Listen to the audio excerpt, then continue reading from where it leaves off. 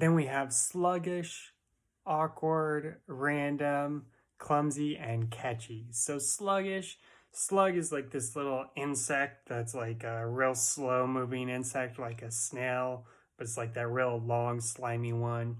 So when somebody is sluggish, it's like they're slow, they're moving real slow, they're sluggish, right? And then awkward is something that I used to say a lot like 10 years ago. So it might have kind of gone out of style, but I still really like the word because I'm an awkward person.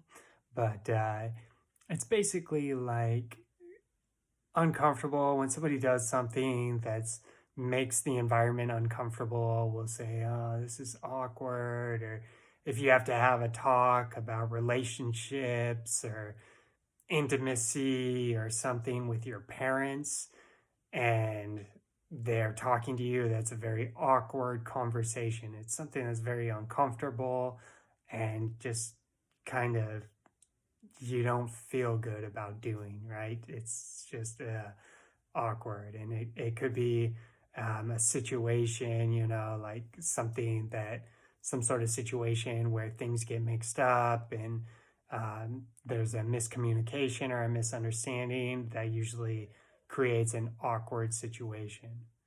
And then random is like, somebody who just says random things, or it's just there's no real sequence to it. It just comes out of nowhere.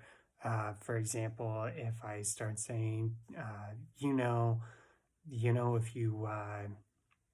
if you make paper airplanes, you could have a really good business selling paper airplanes. I've been studying paper airplanes for a long time, and I know that there's a lot of money to be made in making paper airplanes. It's just kind of random. It's like, where did that come from at all? And so it's random. Also, it could be like a random sequence of numbers, a random sequence of numbers, like a random order. There's no patterns, there's no sequences. It's just, bleh, it's just random. Clumsy. So clumsy is another good one that I like. Clumsy is like when you